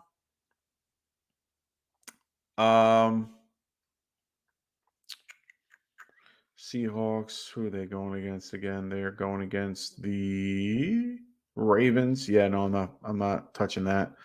Yeah, I'm going to go with either the Patriots or Giants. I think the Giants had a really good game, considering even though they lost. Thibodeau's finally coming into his own. But okay, so you currently have the Giants D. All right. I don't see that game being. See, we're gonna talk about that game next. That's the next game we're gonna talk about. So I'll get into that a little more and give you a little more breakdown. I'm a Giants fan myself, so I know a little bit more about just their team in general. Patriots, I feel a little bit stronger about just because Sam Howell is one of the most sacked quarterbacks in the league, so you can't go wrong. Even if they go up, you can't go wrong. So I'm going to lean more the Patriots, but Giants aren't a horrible play. So don't drop them or anything yet. So Ronald goes, did we talk about how great the Eagles are yet? No, we have not. They are soon. Okay, let's be fair. They are bad. They haven't been playing well. They have great pieces. They have a good defense. They have a horrible offense. That's why they're not that good. If their defense or if their offense matched their defense, they'd be 30 times better, and you know it. And because we stopped you guys last year. I don't want to hear it. So Ronald goes, Colts giving up a ton of touchdowns to running backs. Yes, that's going to be something you want to target with with Chuba Hubbard. But I'm still very wary on his overall performance. So we'll wait and see.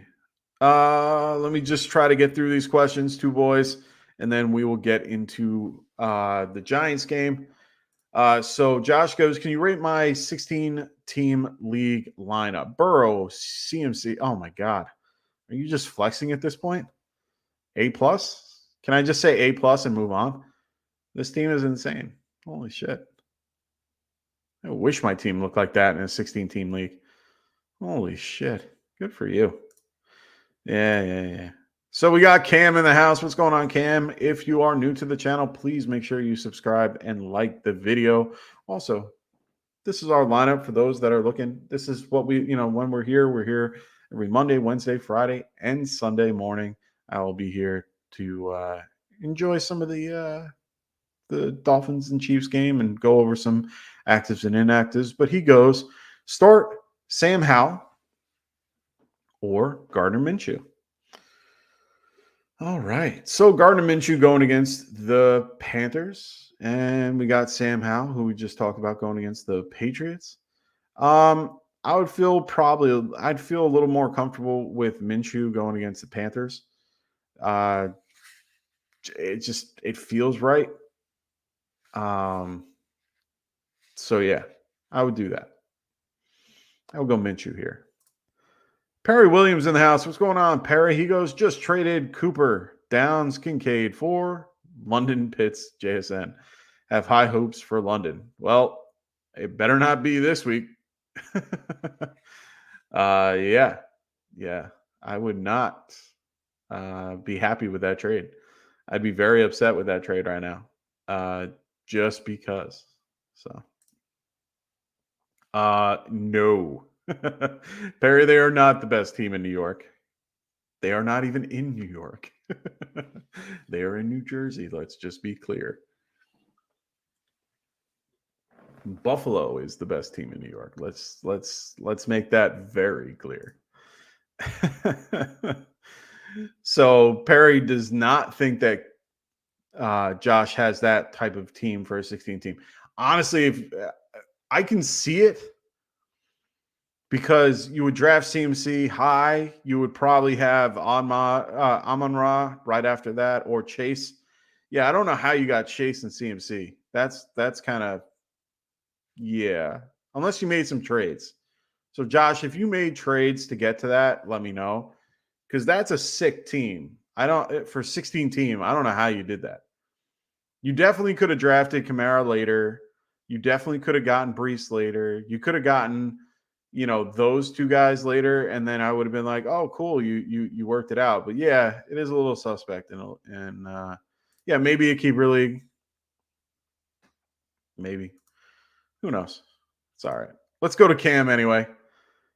Cam goes, what moves should I make? 12-team league. I'm 6-2. Good for you, brother. He goes, Lawrence and Purdy. Well, you're going to have a rough week this week. Bijan and ETN. Waddle, Lamb, Collins, Cooper, Myers. Okay. Tight end, Ingram, McBride. Okay. I like that team.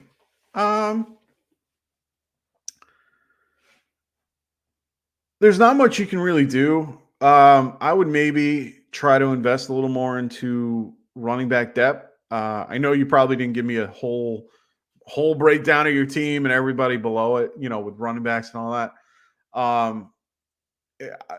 I don't think you really need to do much. You could probably maybe gain a running back for depth, and you don't have to go for anyone nuts.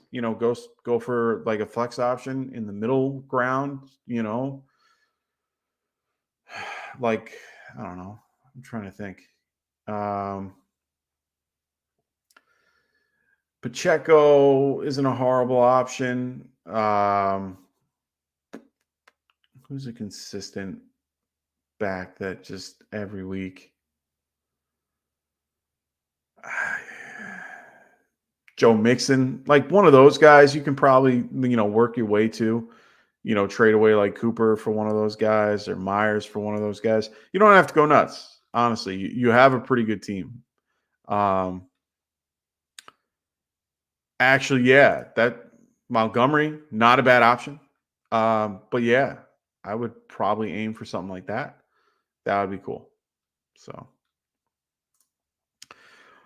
it's Rasta in the house. He goes, what up? Good luck, everybody. We're up 20-14 at the half. Good for you. Good for them. I hope they do well. So far, so good. So we got Mr. Grapefruit in the house. What's going on, Mr. Grapefruit? He goes 10-team PPR. Rashad White and Jalen Waddle, or Tony Pollard and Marquise Brown.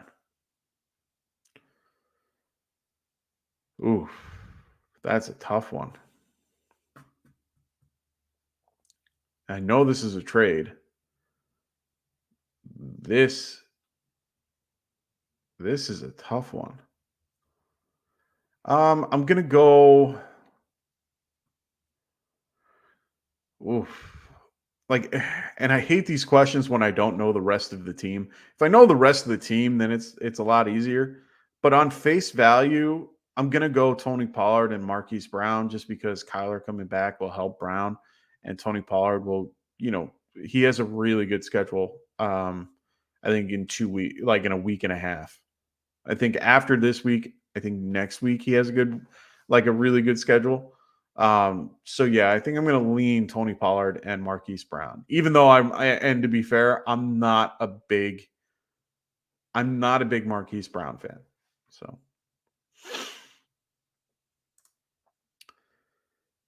So your running back depth is Miles Sanders and Royce Freeman. Okay. So then, yeah, I would probably aim for a run. I would trade away Cooper or Myers. It's going to be a little bit difficult, but I would try to do Cooper for like a decent running back option. You can probably aim for a guy like Joe Mixon. You can aim for a guy like, I don't know. You're in a rough spot there.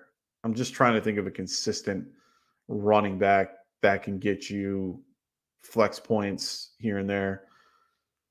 Swift is too high. No one will give that up for that. Yeah.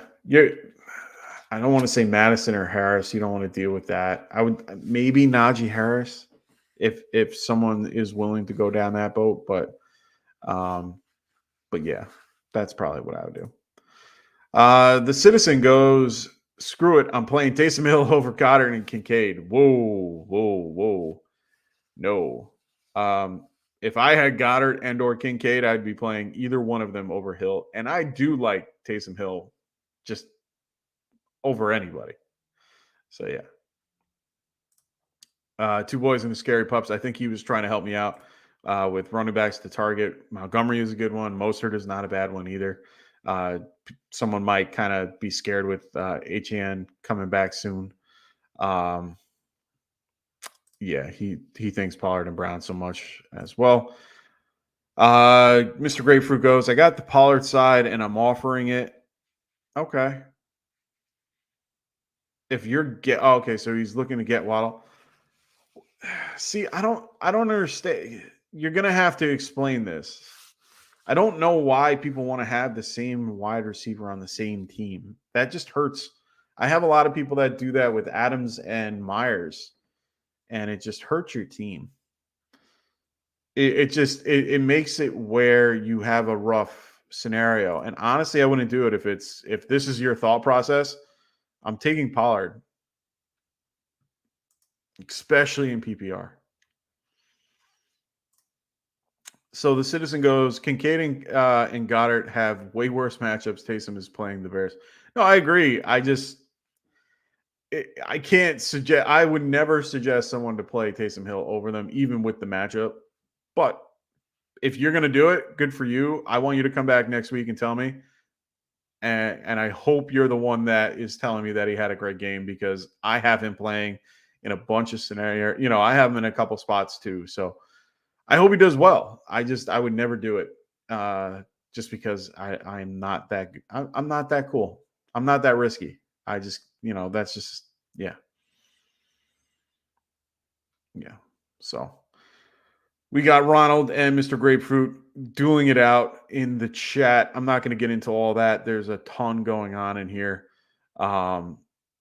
So I'm going to let you guys figure that out.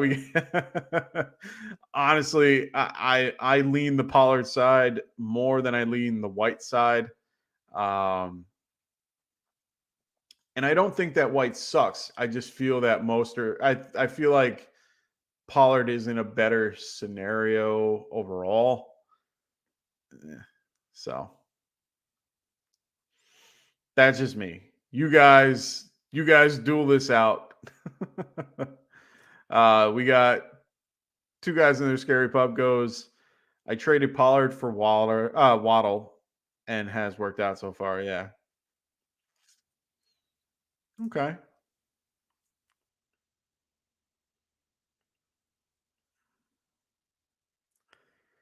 Yes. But Brown will get his stuff back with Kyler coming back. So it's not, I think it's a fair trade. It's, if you really want Waddle that badly, then it's not a horrible trade. I don't like having the same players on the same team. So we think in a few weeks Fournette is going to be relevant. Yeah. Unfortunately, I do. If you look at the running backs just in general, if you look at running back numbers, Latavius Murray inside the 5 had 9 attempts and only 2 touchdowns. That's part of why they brought Fournette in. He won't be between the 20s, but that's for James Cook. But they will take Latavius Murray and make him more of a, or not Latavius Murray, Leonard Fournette, and make him more of the goal line back. So yeah. So 2 boys in a scary pup goes. Marquise has some great matchups. Still talking about that, the trade with Mr. Grapefruit. Let's get to Bengen. What's going on, man? Hope everything is good. Hope if you're new to the channel, make sure you subscribe. He goes, I'm 2-10 or 2-6. Sorry, brother. He goes, 10-team PPR, need wins. Should I trade Hall and Wilson for Pollard and Waddle? Okay, so we're having this kind of discussion right now. Jacobs, your running backs are Jacobs, Hall, JT, and White. Wide receivers are T. Higgins, Chase, Wilson, Olave, Godwin. Okay. Yeah. Yeah, I would make that trade. Hall and Wilson. Yeah. Hall's a good player. You're getting a little bit of a slight downgrade at running back, but you're getting a high end, you're getting a good wide receiver out of it, and you already have a good wide receiver over there to replace. Yeah, I would do that trade. That's definitely a trade I'd be okay with.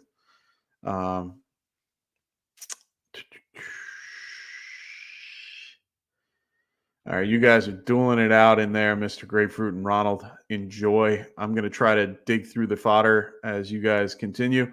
We got Andrew G. What's going on, Andrew? Glad to have you here. If you're not already subscribed, make sure you subscribe and like to the channel. We got Kincaid or Goddard at tight end. Could flex one and bench Henderson. I don't feel comfortable doing that. That's just me. I'm a little more conservative when it comes to that particular scenario. For me, it's playing one or the other. Kincaid is probably the better bet, just because since he tends to have a hard time against the tight end. I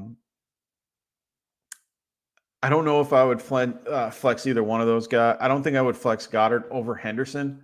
Henderson is in a decent matchup this week. Rams going against Packers. Packers are, where are you? Silly Packers. Packers are 21st against the running back. I feel a little bit confident in Henderson and the fact that they might be playing with Brett Ripken. So if that's the case, I would feel a little more comfortable. They're going to use him in the passing game, so on and so forth. Goddard going against Dallas Cowboys. I feel less confident, even though he's a great tight end. But I feel a little bit better about Henderson and Kincaid. Or, if you feel better with Goddard, I would still keep Henderson in your lineup. But that's me. Trent, thank you for joining, man. If you want, just go right. We're going to have all the games timestamp. Make sure you guys come back, check it out for that, and go right through that. Ronald says he would go both tight ends in PPR. Okay, so he leans a little bit different than I do. I can never do that. I just don't feel comfortable doing that. So, Mr. Grapefruit, yes, it's a very the deal that you guys are trying to work out with the Pollard, what is it? Pollard and Waddle, I think it is, or White and Waddle. Either way, yeah, I do think it's a fair trade. It's really just figuring out what two guys you like best. I do think it's fair. If you're getting Waddle out of it, I think you're getting Waddle and White out of it. That's not a horrible trade. Do what you feel comfortable with your team.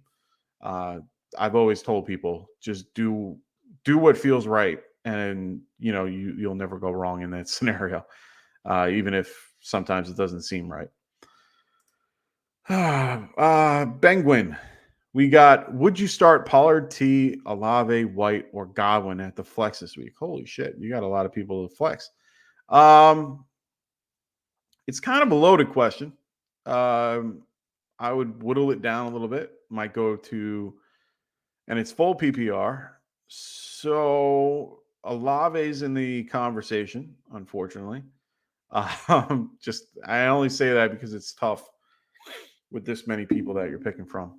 Godwin is kind of out of the equation for me. Pollard, T. Higgins too, even though I have that weird feeling he might do well. Pollard and White are the two that I feel more confident in, but they're both more floor plays than they are ceiling plays. The ceiling play is definitely T. Higgins or Olave. I'm gonna have to lean Olave. I'm gonna have a little bit of a conversation about T. Higgins in a few minutes, and T. Higgins is probably one of my favorite receivers, so we will have that conversation shortly. But yeah, I would go with Chris Olave.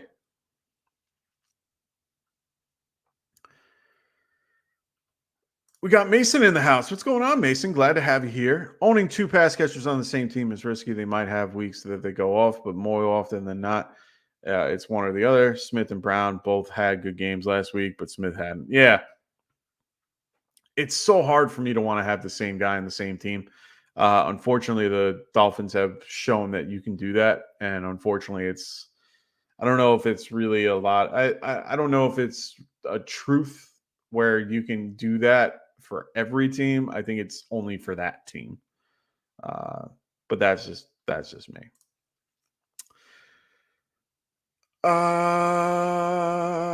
Here we go. So the citizen goes, we think Jay Jetta's comes back with the Cousins injury.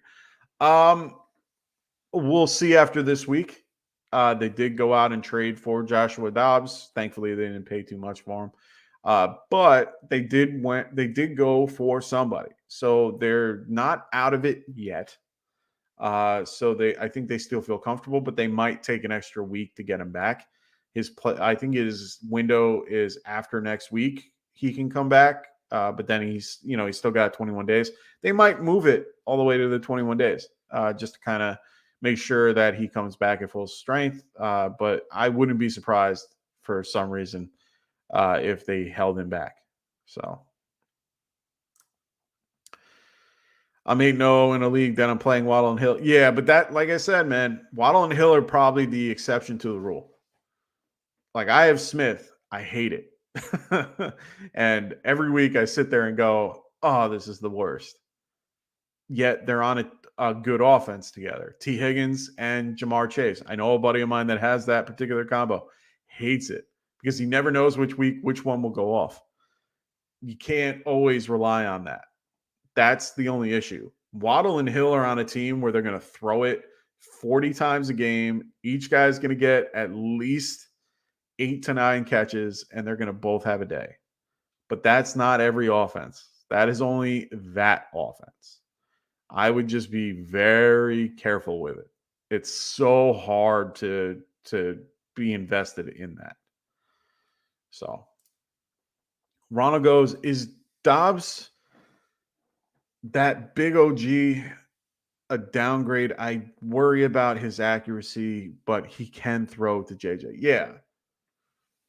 I do think that it's going to be, I think that it will be a good, I wouldn't say an upgrade, but it's definitely a downgrade, but it will be one of those things where JJ can make up for a lot of his downfalls.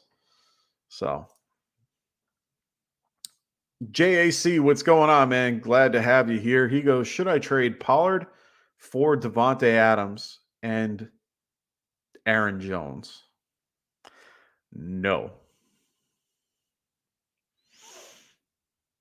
And it's quarter point. Interesting. I've never seen quarter point before. I can't wait till I actually hear about the one system that I like. I have yet to have somebody come into this and tell me that they're in a tiered PPR system. If they are, I can't wait because that's going to be the day. But yeah, that's awesome. Tiered PPR, it's quarter point or 3/4 point. My apologies.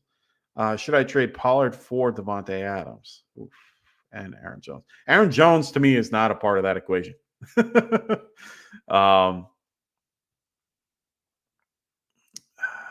No, I don't think I'm going to do it. I just don't want the Aaron Jones part of that trade. I don't like Aaron Jones at all. I don't think he's worth anything. He's running back 46, and he ain't going to come any higher than that. So, yeah, no. Mr. Grapefruit goes, my best team is 7-1, and I'm going to roll everybody.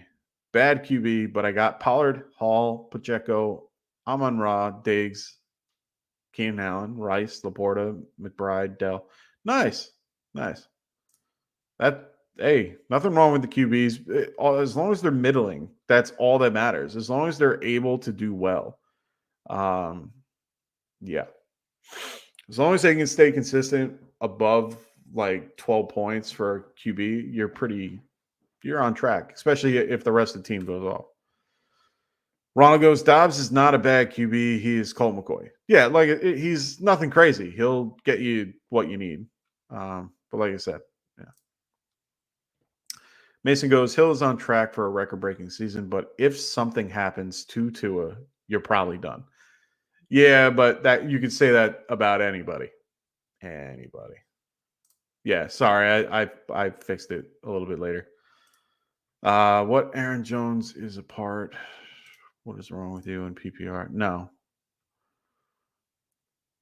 No, he really isn't.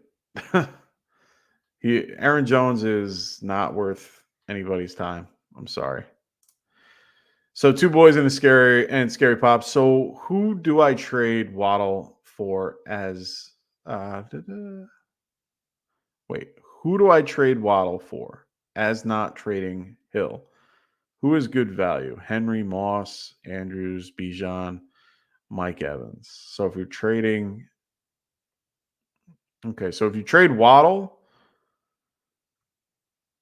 no Goff, no Amon-Ra, no. Yeah, you're too high if you're aiming that for Waddle. I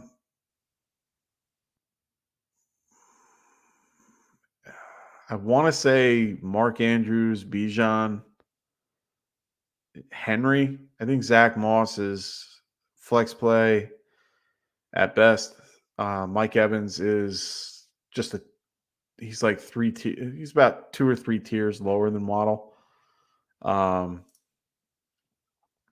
So yeah, I mean Henry, Mark Andrews, Bijan are probably the 3 that you could aim for in that group for like fair value. So all righty. So now that things have calmed down just for a hot second, I'm going to get into the next game, and it is my New York Giants, who are 2-6 and horrible, going out to the desert to go face the Raiders, who are 3-5 and also horrible. The Raiders are still favored by 1.5, and the over/under is 37. Well, just that over/under right there, or that stat line should tell you everything that's going on in this particular game. So the Raiders, as we talked about in the beginning of the show, they have lost their GM, their head coach, and their offensive coordinator. Antonio Pierce will be the team's interim head coach. The QB's coach will be the OC calling plays. Aiden O'Connell will get the start this week, so it will not be Jimmy G. And this happened like the day after his birthday, so I thought that was pretty funny. Beyond all that, the Giants side of the ball, Tyrod Taylor and Darren Waller are listed as out. You have Darren Waller, he will most likely be put on the IR, so be aware. Daniel Jones has been cleared for contact and practicing full all week. Off the injury report, he will be starting this week. He might have Andrew Thomas and Evan Neal back. They are listed as questionable and have been limited all week. This should be an interesting game nonetheless. The 37 over-under doesn't really appeal. Saquon Barkley is the only guy I'm playing on the Giants. Daniel Jones is like a break glass guy if you are in a 2-team league or 2-quarterback league. And yeah, like I wouldn't do it unless you absolutely have to. Otherwise, he's a bench play. Aiden O'Connell isn't a horrible play. I'd probably play Aiden O'Connell over Daniel Jones. Josh Jacobs, Devontae Adams, both can be played. You can't play, like, for the Giants, you can't play Daniel Bellinger. It's just not worth it. I love Daniel Bellinger as the tight end, but I don't like him as anything else other than that. So yeah, Jacobs, Adams, Barkley, those are probably the three I can play. Jacoby Myers is in a rough spot. I don't know how I feel about that right now. So we're going to have to wait and see. That's going to be a very tough one. If you have a scenario where you can sit Myers, I would. I have a scenario where I had to choose between Nico Collins and Jacoby Myers. I picked, Nico Collins. I had a scenario where I had to pick Deontay Johnson or Jacoby Myers. I went with Deontay Johnson. So, yeah, just be aware of that.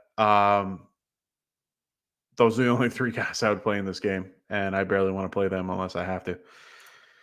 Two boys and their scary pops goes. Darren Wallace should be cut and take your losses. Yeah, unfortunately. Yeah. So they are having a discussion about A.J. Brown. He goes, Hill is on another level. Hill was the highest scoring player until week 6, including QBs. Brown is feasting, and it hurts Smith. It does. Hill topping 175 to 200 yards. Brown's highest game was like 175 and less touchdowns. They're both good. Let's just leave it at that. You're not going to win an argument. Mason, I'll basically tell you this. You're not going to win an argument against an Eagles fan who thinks that A.J. Brown is the best wide receiver in the league. So just leave it at that. Both are real good. Both are going to do great. A.J. Brown, 6 straight games, 125. I want to, Ron, I want you to put a bet on that. I want you to put a bet that he's going to score 125 or more. I might do that, actually. Might do that just for fun. But you're going to probably lose that bet this week. Ronald, I would keep Waddle and roll with it, just seeing what would be comparable in trades. Yeah. Waddle, I would want Bijan back. Okay. And then, or I would just keep him. Okay. All right, Ronald, you got your wish. You got your wish. We are going to be talking about your Cowboys going to at 5-2, going to visit the Eagles at the link who are 7-1. Eagles are favored by 3. Over under is 46.5. Tyron Smith is a game time decision. He has a neck injury, so we'll see how that turns out. This is a later game, but we'll see. Eagles, they're only going to be missing Boston Scott. No one else really of that really matters. This game, you're loading up everybody. There's really no, when the over-under is above 43 or so, you're pretty much loading up everybody. It's just worth it. A.J. Brown, like we've been talking about, is on fire. Devontae Smith is tough. He's a very hard wide receiver to gauge at this point. I have him in a bunch of leagues. But for now, he's not a bad play. This is a primetime game, so Dak might not do as good as you think he will, but we'll see how that goes. I've never been a fan of Dak, but the Eagles are vulnerable against the wide receiver. They have been all year, unfortunately, which I'm very surprised about because they were one of the best teams against the wide receiver last year. I don't know what fell off. Maybe it's Slay. Who knows? But either way, you're playing CeeDee Lamb, you're playing, Pollard. You can play Dak in some scenarios. I'm not going to play Dak. Dak's at the top of the I don't play. Like Dak's at that, like, I have a tier of guys that I would play, and then it's like the list of guys I wouldn't play. He's at the top of the list that I wouldn't play, but in this case, I might. Jalen Hurts, you're playing. Swift, you can keep rolling with AJ Brown, Smith, Goddard. You can throw everybody in. I think everybody should be fine. There's really no, really no one I wouldn't play in this game. So let's move right along to the Sunday night football game. We got the Bills, who are 5-3, going to the Bengals, who are 4-3. Basically, we're replaying the game, the DeMar Hamlin game. This is going to be a tough game for everybody. I think everybody is going to be very emotional for this game. This game is going to be something that a lot of people are going to keep their eye on, and I think that this might break records on, on TV.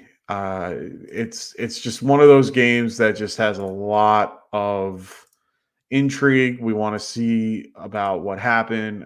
Hamlin's not playing, which is, one thing to just know. But we'll see how this game works out. I think this is going to be one of the better games to watch, one of the better Sunday night games in general. It's definitely better than the Monday night game. But right now, Josh Allen has been limited. Did not practice on Wednesday, limited on Thursday, full on Friday with right shoulder soreness. So right now, it might linger. That's going to stay with him for a while. Leonard Fournette has signed to the practice squad for the Bills. He will most likely be brought up to the active roster this weekend. They have to do it by Saturday, I think it is. Saturday at 4. So keep an eye on that. He should be playing in this game, but he's not someone I'm playing in our, any redraft leagues or anything like that. He's just throw him on your bench, wait to see what happens. Ronald, you are correct, but I'm saying in the concept that this is in season. That's just going to be everything you hear. It's just, that's all they're going to hear. Bengals, they had Joe Mixon on the injury report. He was removed on Friday. He's good to go. The biggest thing I kind of wanted to talk about was one thing that people might not be seeing is T. Higgins kind of fall from grace. So for the last few weeks, if you look at their particular snap share, if you look at the last 4 weeks, let's go 4 weeks. And I understand he got hurt in week 4. But even so, he's taken a little bit of a backseat to Tyler Boyd. And Tyler Boyd right now last week played 54 snaps over T. Higgins 42. That's kind of significant in my eyes, just because he's been out on the field just as much as, just around the same amount as Chase in 2 wide receiver sets. I understand that he has hurt ribs. Already understood that. Had a cracked rib from what I heard. All I'm trying to say is Boyd is actually a decent play in a lot of scenarios. I think he could be a solid wide receiver 3 if you're in 3 wide receiver teams. He's a good play. I think he could do very well in this particular matchup, just because the Bills are beat up at DB. So and they're playing a guy like Josh. They brought in Josh Norman. That's how desperate they are. But for me, Tyler Boyd is actually looking to be a decent option. T. Higgins hopefully will get a little bit more run this week and is healing a little bit. But yeah. Solid guy, very consistent. I've always liked Tyler Boyd, everything he does. So, I'm in my Dynasty league. I have yet to get rid of him just because he's just that good. I don't care how much he costs. So, sellout Drizzy, what's going on, man? He goes, should I accept the trade, which is Alexander Madison, Gabe Davis, Rashad White, Puka, for Jamar Chase and Ford? I agree with Ron here. If you're getting Chase, yes.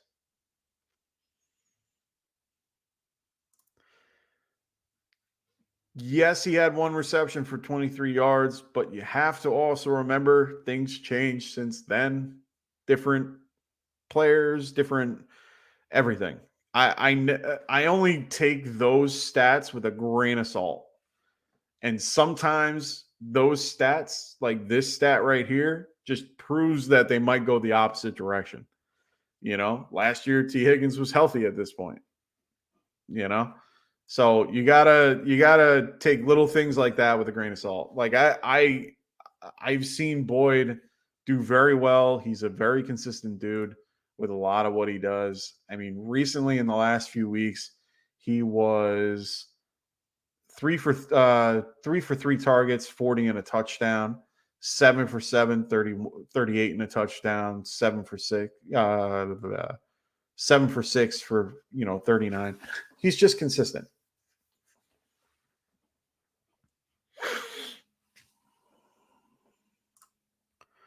Oh, you're selling? No. Do not sell Chase. Please do not.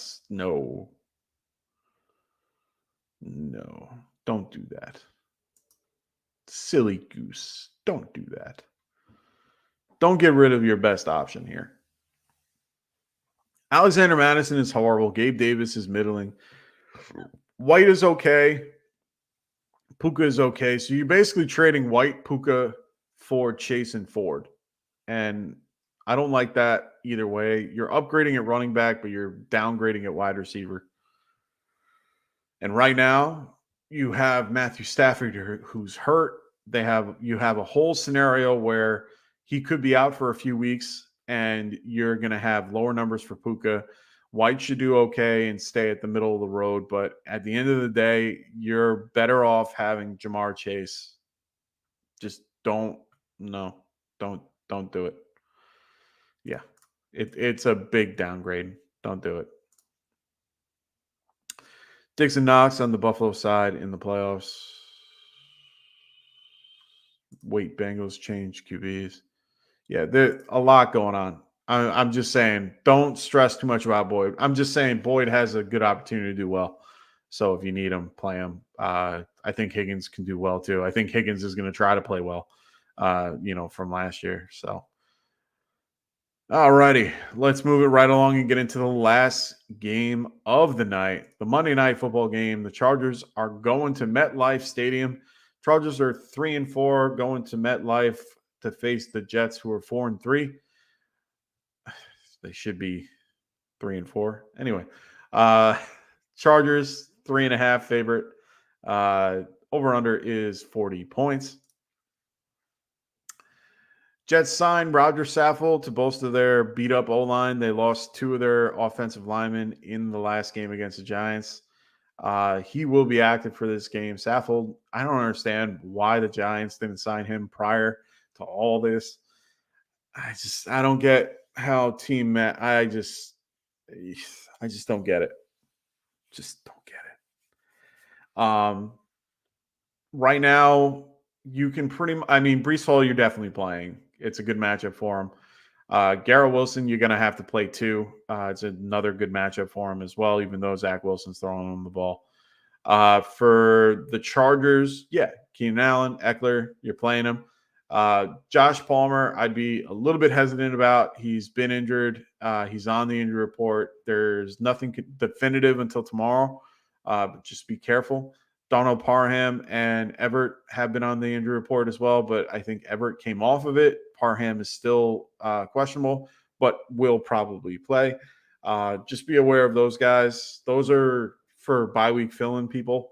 Like I have to play Parham in a Scotty Fishbowl league, so in the Scotty Fishbowl league. So I'm definitely going to play him, but only do that in those scenarios.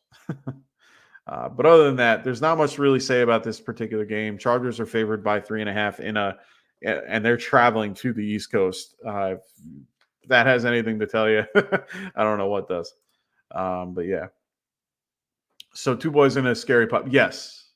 I did talk about the Raiders a little while ago, and basically was saying about that particular scenario.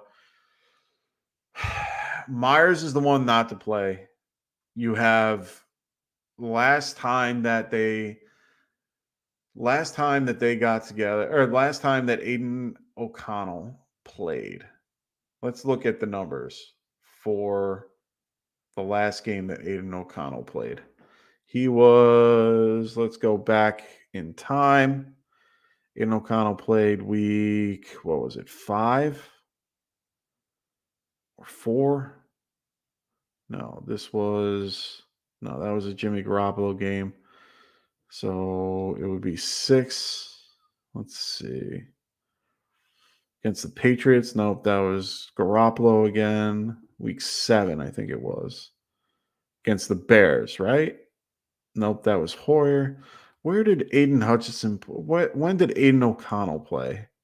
For those in the chat, let me know, because I'm trying to remember the game. It might have been the Steelers. No,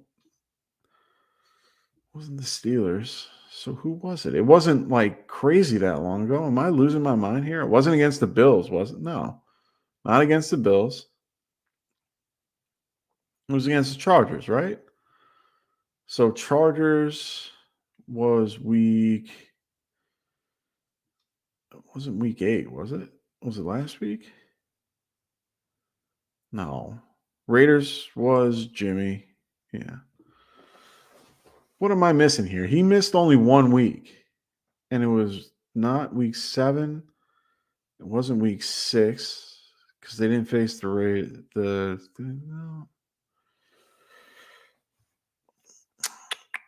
Sorry, I'm trying to get you guys numbers. I don't want to give you guys the wrong advice here.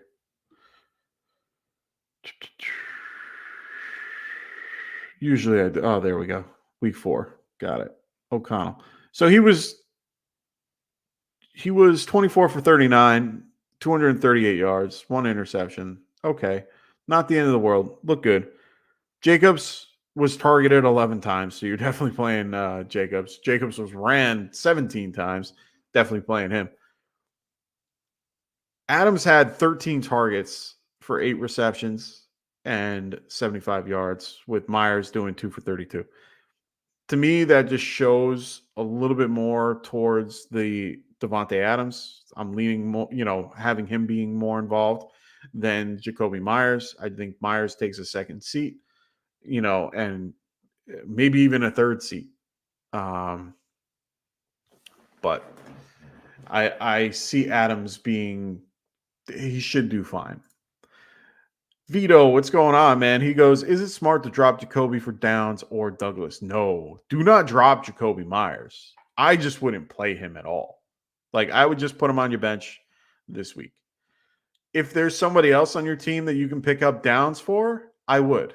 I think Downs is the better option out of the two, but I would not drop Jacoby Myers. Do not do that. No.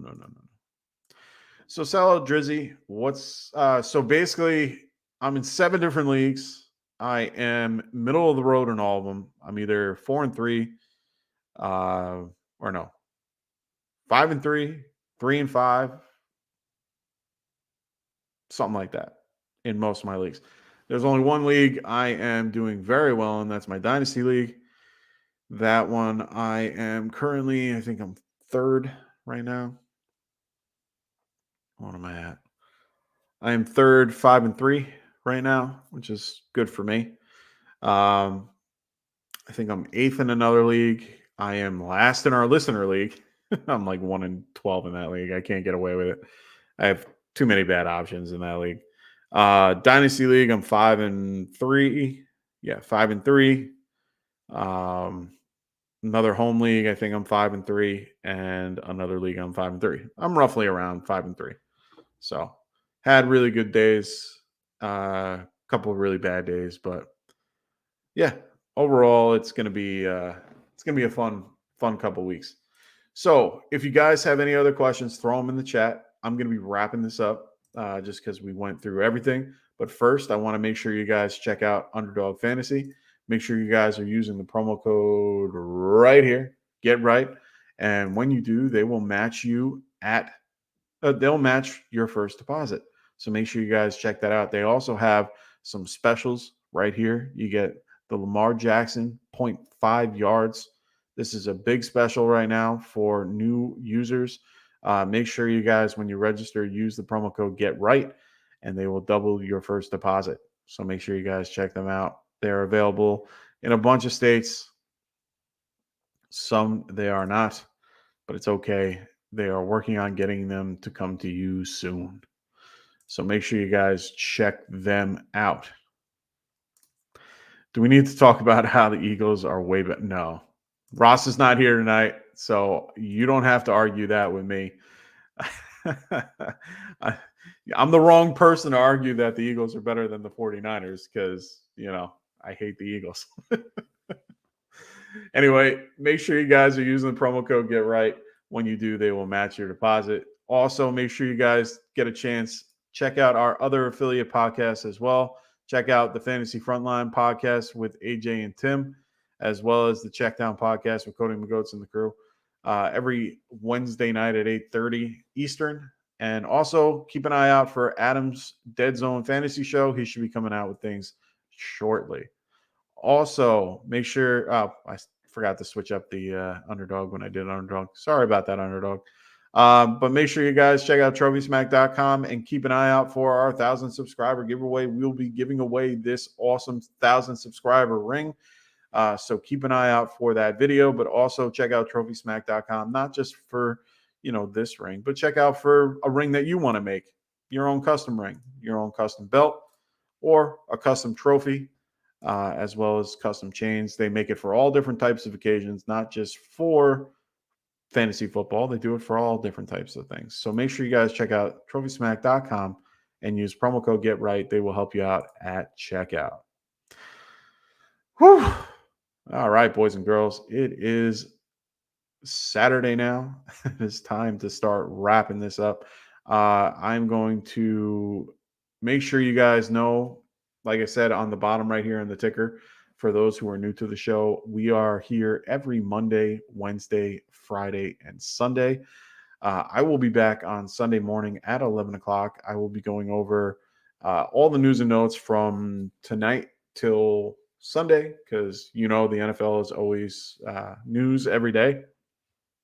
I will be helping you up leading up to game time. I will be giving you little updates for the Miami game, Miami versus the Chiefs, that are going to be in Germany. So that should be fun.